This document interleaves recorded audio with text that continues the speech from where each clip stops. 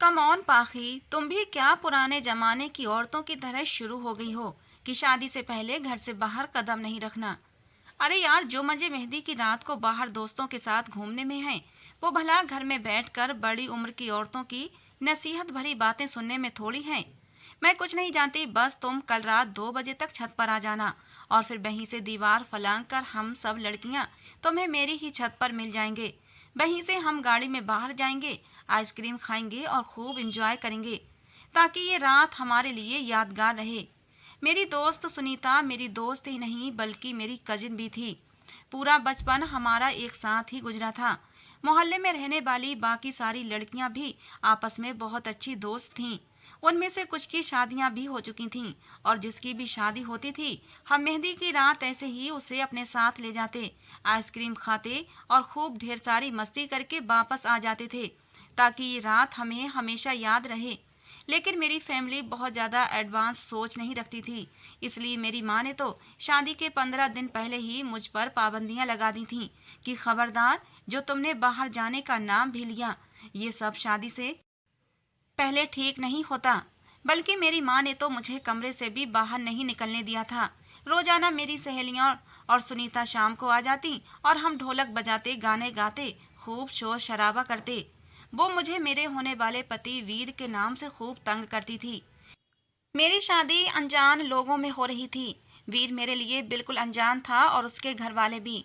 शादी को अभी 10 दिन बाकी थे कि मेरी सास ने आकर कह दिया कि उनके यहाँ मेहंदी की रस्म नहीं की जाती। वो लोग इस रस्म को सही नहीं मानते, क्योंकि फिर इस रस्म में लड़के और लड़कियों का बेहुदा डांस होता है, जो उन्हें बिल्कुल भी पसंद नहीं।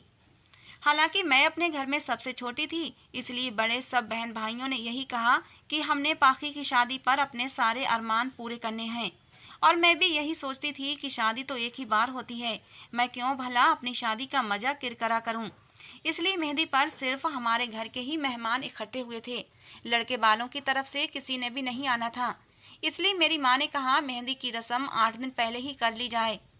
रात के 2 बज रहे थे और मैं सुनीता को समझा समझा कर थक गई थी कि मेरी माँ ने तो कमरे से बाहर निकलने पर भी मेरी पाबंदी लगा दी है। तुम मुझे कैसे बाहर लेकर जाओगी? लेकिन वो कहने लगी, तुम सब कुछ मेरे ऊपर छोड़ दो। तुम्हारी मेहंदी के जोड़े में ही हम तुम्हें बाहर लेकर जाएंगे और आइसक्रीम भी खाएंगे। तुम बेफिक्र रहो, बस तुम रात के 2 बजे छत पर आ जाना। और फिर यही हुआ था। मेहंदी का हंगामा रात के 1 बजे तक जारी रहा। उसके बाद सभी थक थक कर अपने कमरों में जाकर गहरी नींद सो चुके थे। जैसे ही रात के 2 बजे सुनीता की कॉल आ गई कि हम सब लड़कियां छत पर मौजूद हैं, बस तुम जल्दी से ऊपर आओ। सुनीता मेरे चाचा की लड़की थी और उसका घर मेरे घर के बराबर ही था। मैंने उस वक्त मेहंदी के पीले रंग का लहंगा पहन रखा था। फूलों का जेवर तक मुझे उतारने की अनुमति नहीं दी थी। मेरी हमजोलियां कहने लगीं, सजी सबरी ही आना। हल्का फुल्का मेकअप भी मैंने कर रखा था। मैंने अपने कमरे का दरवाजा खोला तो सन्नाटा छाया हुआ था। सब लोग थक चुके थे, इसलिए सो रहे थे। मैं दबे कदमों से चलती हुई छत की तरफ आई। धीरे धीरे सीढ़ियां चढ़ती हुई जैसे ही छत पर पहुंची, मेरी सारी अफलातून सहेलियां छत पर पहले से मौजूद थीं। मुझे देखकर दबी दबी हंसी हंसने लगीं। मैंने घबराकर अपने होंठों पर उंगली रखी और उन्हें चुप करने का इशारा किया। फिर इसी लहंगे में दीवार कूदकर मैं सुनीता की छत पर आ गई थी। वहीं से हम धीरे से सीढ़ियां उतरते हुए नीचे आ गए। सुनीता की छत की सीढ़ियां बाहर आंगन में जाती थीं, घर के अंदरूनी हिस्से में नहीं। वहीं से मेन गेट करीब था। गाड़ी पहले ही सुनीता ने मेन दरवाजे पर खड़ी कर ली थी। हम बिल्कुल सावधानी से कदम उठाते हुए मेन गेट तक पहुंचे थे। मेन गेट की चाबी सुनीता के पास मौजूद थी। हम अगले ही पल गाड़ी में बैठ चुके थे। गाड़ी की ड्राइविंग सुनीता ने ही की थी। हम 4 सहेलियां थे। मुझे सुनीता ने अपने साथ आगे फ्रंट सीट पर बिठा लिया था। रात के 2 बजे हमारी गलियों में तो सन्नाटा मचा हुआ था, लेकिन बाजार खुले हुए थे और शहर में तो वैसे भी देर तक बाजार खुले ही रहते हैं। हम लोग मार्केट में पहुंचे तो ज्यादातर दुकानें बंद हो चुकी थीं। बस कुछ ही दुकानें खुली हुई थीं। एक आइसक्रीम पार्लर पर जब हम दाखिल हुए तो वो कहने लगा, देखिए टाइम खत्म हो चुका है, इसलिए हम माफी मांगते हैं, आप लोग यहाँ से जा सकती हैं। लेकिन हमने उस दुकान वाले की विनती की कि प्लीज हमें आइसक्रीम खाने दो। सुनीता कहने लगी, हमारा नहीं तो दुल्हन का ही ख्याल कर लो, जो घर वालों से छुपकर आइसक्रीम खाने आई है। इस बात पर सब लड़कियां हंसने लगी थीं। दुकान वाला भी मुस्कुराने लगा। कहने लगा, अच्छा चलो आ जाओ अंदर। पूरा पार्लर खाली था सिवाय एक टेबल के। वहां पर एक नौजवान लड़का ढेर सारी आइसक्रीम अपने सामने रखे खा रहा था। जब हम अंदर दाखिल हुए तब हमने उसे देखा था। उस लड़के की नज़र मुझ पर ही टिकी हुई थी, क्योंकि मैंने ही मेहंदी का लहंगा पहन रखा था, जो अच्छा खासा फैंसी भी था। बाकी लड़कियों ने तो साधारण से कपड़े ही पहने हुए थे। हम एक टेबल पर जाकर बैठ गए। वो लड़का लगातार मुझे ही देखे जा रहा था। आइसक्रीम जैसे तैसे ख़त्म हुई तो मैंने सुनीता से कहा, चलो यहाँ से, क्योंकि मुझे अब बेहद बेचैनी हो रही थी। इससे पहले कि हम उस आइसक्रीम पार्लर से बाहर जाते, वो लड़का भी उठा था और मेन दरवाजे के पास चला गया और वहाँ खड़ा हो गया। हम अभी अपनी कुर्सियों से उठ भी नहीं पाए थे जब उसने मेन गेट के पास खड़े होकर आइसक्रीम वाले को गुस्से से पुकारा। कहने लगा, बाहर निकलो और दुकान का शटर बंद कर दो। ये सुनकर तो हम सब लड़कियों की जान निकल गई थी। साथ ही उस लड़के ने अपनी जेब से पिस्तौल भी निकाल ली थी। ये देखकर हम सबके रंग उड़ गए थे। हम सब लड़कियां फौरन आइसक्रीम पार्लर के मेन दरवाजे पर चले गए। हमें लगा वो आदमी शायद दुकान लूटने आया है, इसलिए हमारा यहाँ से जल्द निकल जाना बेहतर है। हमने कहा, हमें यहाँ से बाहर जाना है। वो लड़का मेरी तरफ बढ़ा और कहने लगा, ऐसे कैसे जाने दूं तुम्हें? तुम्हारे हुस्न ने तो मेरे होश उड़ाए हैं। क्या कमाल लग रही हो। ये सुनकर मेरा दिल धड़कना भूल गया था। ये कहने के बाद उसने आइसक्रीम पार्लर के मालिक से कहा कि तुम बाहर जाकर शटर बंद करते हो या फिर मैं तुम्हारा भेजा उड़ा दूं। उसने अपनी पिस्टल को आइसक्रीम पार्लर के मालिक के सर की तरफ तान कर कहा था। आइसक्रीम वाला डर गया। मेरी दोस्तें भी घबरा गई थी। मेरा तो ये हाल था कि मैं तो रोने को थी। मैंने कुछ संभल कर कहा, तुम जानते नहीं हो कि मेरा भाई पुलिस में है। छोड़ दो मुझे, वरना मैं तुम्हें छोड़ूंगी नहीं, पुलिस के हवाले कर दूंगी। मुझे यही बहाना उस वक्त ठीक लगा था। ये सुनकर वो नौजवान हैरत से मुझे देखने लगा। कहने लगा, अच्छा तो तुम मुझे पुलिस के हवाले कर दोगी? उसने मुझे बाजू से पकड़कर पीछे किया और दरवाजे से हट गया। उस दुकानदार से कहने लगा, जाओ बाहर और जो कहा है वो करो। फिर मेरी दोस्तों से कहने लगा, सामने टेबल पर बैठ जाओ। अपनी इस खूबसूरत सहेली को अपने साथ लेकर जाना चाहती हो ना? इसकी शादी है ना? इसे मैं बताता हूँ कि शादी वाले दिन सुहागरात कैसे मनाई जाती है। ये सुनकर मेरी जान लबों पर आई थी। मेरी दोस्त भी उससे कहने लगी कि भगवान के लिए हमें जाने दो, हम तुम्हें अपना मोबाइल और पर्स में जितने भी पैसे हैं वो सब देने को तैयार हैं। वो कहने लगा, पैसा नहीं चाहिए, ये लड़की चाहिए। मैंने उसके सामने हाथ जोड़ दिए।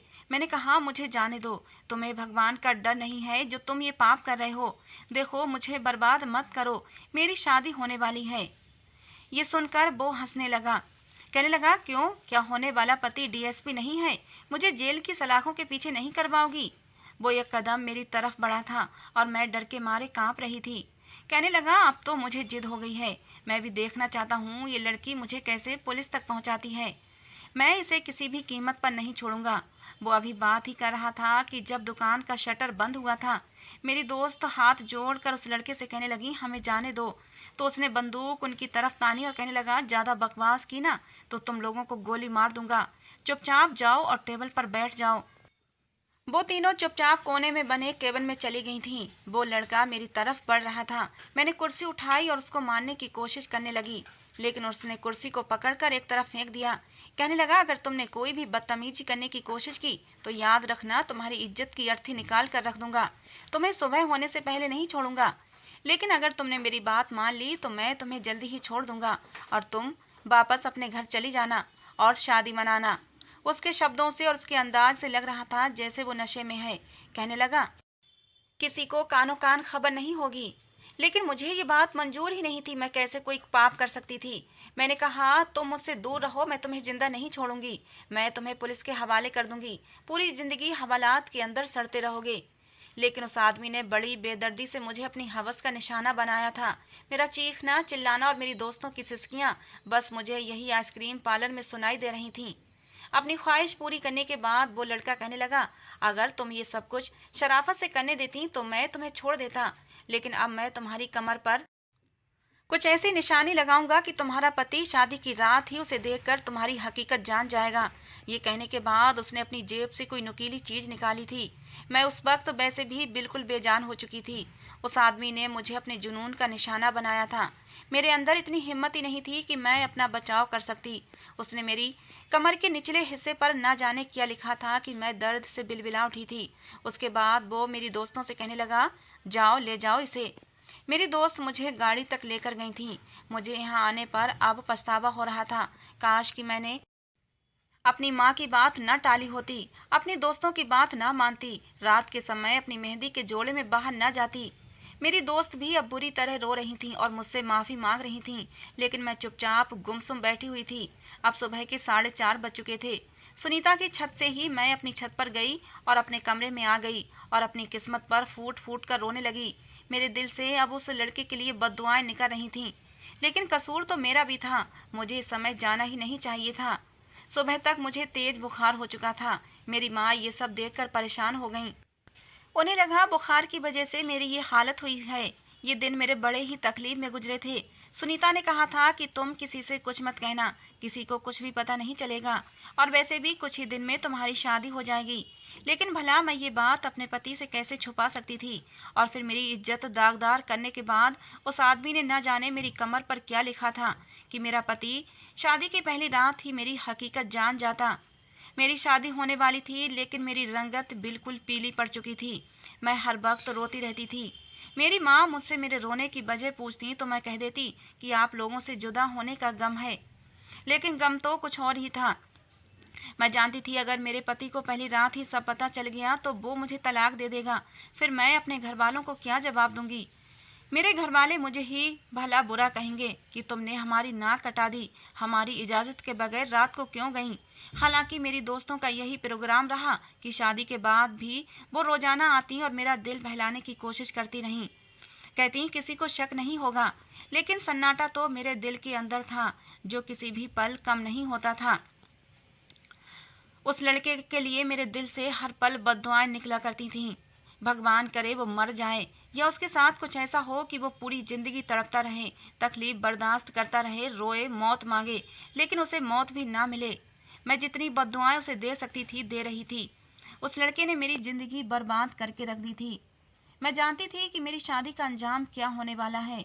जैसे जैसे मेरी शादी के दिन करीब आ रहे थे, मुझ पर एक डर सवार था। शादी के दिन भी मैं दुल्हन बनी बैठी थी, लेकिन डर के मारे कांप रही थी। सब लोग हंस रहे थे, बातें कर रहे थे, मेरी तारीफें कर रहे थे, लेकिन मैं चुप थी।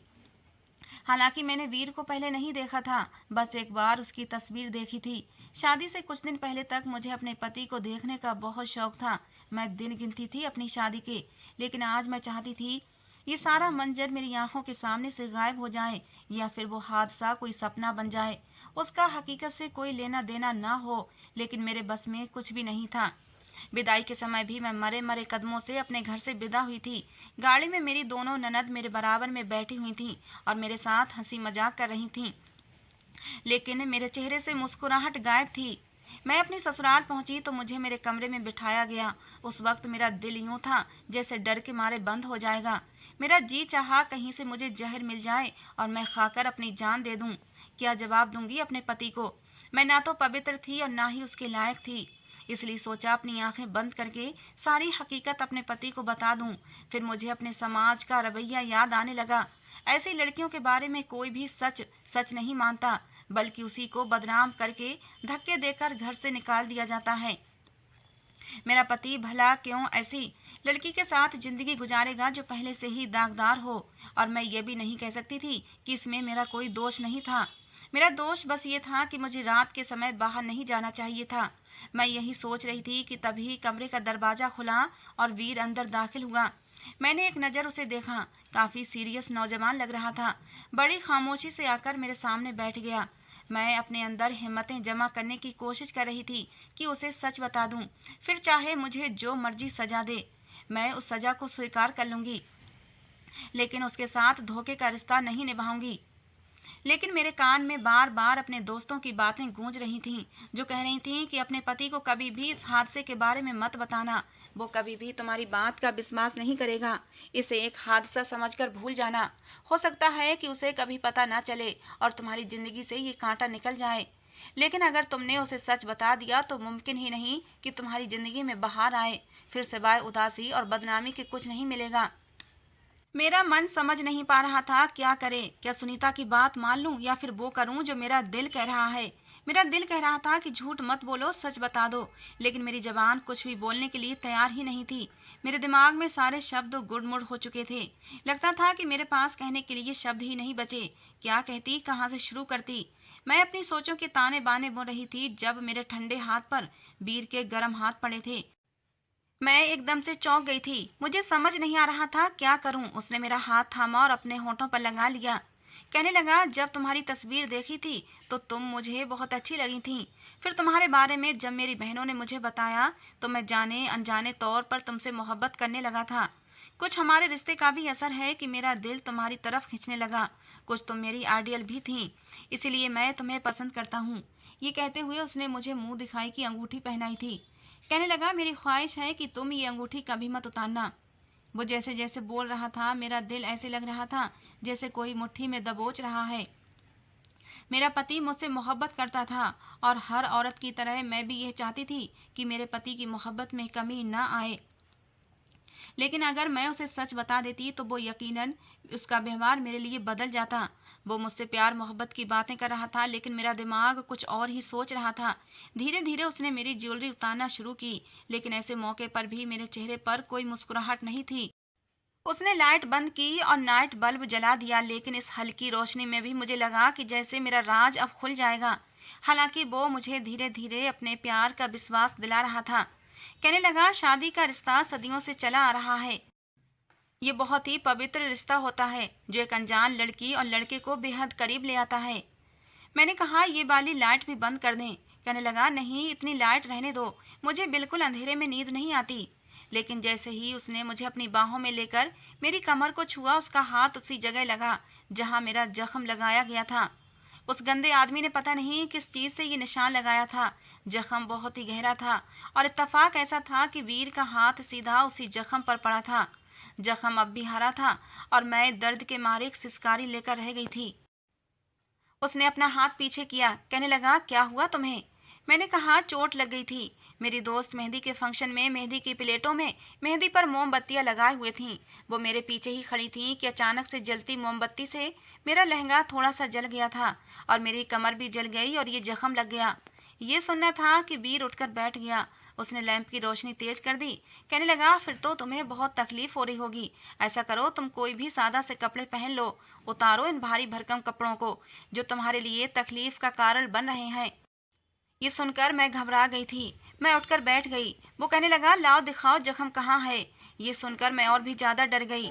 मैं कैसे दिखा सकती थी। उस लड़के ने यही तो कहा था कि जब तुम्हारा पति देखेगा तो जान जाएगा कि तुम्हारे साथ क्या हुआ है। मेरा दिल बुरी तरह से घबरा रहा था। मैं उठकर खड़ी हो गई। मैंने कहा, मैं कपड़े बदल कर आती हूँ। मैंने जल्दी से अलमारी से सादा सा ड्रेस निकाला और बाथरूम में चली गई। वहां मैं शीशे में अपनी कमर देखना चाही, लेकिन मुझे नजर नहीं आ रहा था कि क्या लिखा है। मैंने कपड़े बदले और बाहर आ गई। मुझे लगा कि तब तक वीर भी भूल जाएगा। मैं दोबारा लेट गई तो वो कहने लगा, लाओ मैं तुम्हारी जख्म पर दवा लगा दूं।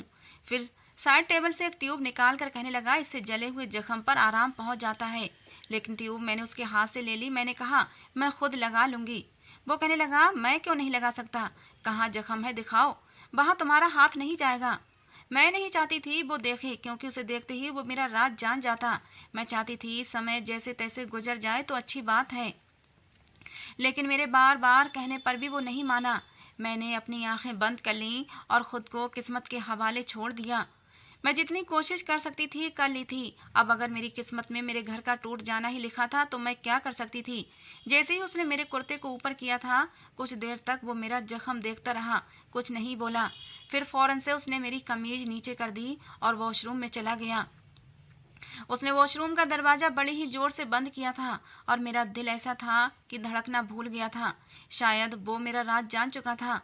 मुझे वॉशरूम से पानी गिरने की आवाजें आ रही थीं। शायद वो वॉशरूम से आते ही मुझे धक्के मार कर कमरे से निकाल देगा, मेहमानों में शोर कर देगा, मेरे माँ बाप को बुलाएगा और उन्हें अपमानित करेगा। मुझसे मेरी बद किरदारी की वजह पूछेगा। मेरा जी चाहा काश कि मुझे सीपल मौत आ जाए। लेकिन मैंने देखा कि वो वॉशरूम से बाहर आया तो उसकी आंखें लाल थीं। वो बाहर आया और साइड टेबल से पानी की बोतल उठाई और 2-3 घूंट पीकर वो कमरे में बने छोटे से मंदिर में चला गया। मेरा दिल अब भी डर के मारे कांप रहा था कि पता नहीं आगे क्या होने वाला है। लेकिन मैं हैरान तो उस वक्त हुई जब मुझे मंदिर से रोने की आवाजें आने लगीं। वीर रो रहा था और रोते हुए कह रहा था, भगवान तेरा लाख लाख धन्यवाद है। ये सुनकर मेरा तो दिमाग चकराने लगा। वो किस बात का धन्यवाद कर रहा था? मुझे तो लगा था कि ये सब देखकर वो मुझे घर से निकाल देगा, लेकिन वो तो, या शायद उसने किसी और बात का धन्यवाद किया होगा। शायद उस लड़के ने मेरी कमर पर सिर्फ जख्म ही डाला होगा, कुछ भी ऐसा नहीं लिखा होगा कि जिससे ये पता चल सके मेरे साथ क्या हुआ है। जैसे ही वो मंदिर से बाहर आया मेरे पास बैठ गया और फिर मेरी कमर पर दबा लगाई। कहने लगा, पाखी तुम्हें आराम की जरूरत है, तुम ऐसा करो सो जाओ। मैं हैरान थी। उसने उस रात मुझे छुआ भी नहीं था। ये बात मेरे लिए अजीब थी क्योंकि जिस तरह से वो पहले मेरी तारीफें कर रहा था, अपनी बेताबियों का जिक्र कर रहा था, मुझे नहीं लगता था वो रात को अपना हक वसूल नहीं करेगा। लेकिन उसने मुझे हाथ नहीं लगाया। मैं जितना इस बारे में सोच रही थी उलझती जा रही थी। सुबह नाश्ते के बाद वो कहने लगा, मैं तुम्हें किसी से मिलवाना चाहता हूँ। फिर वो मुझे ऊपर ले गया।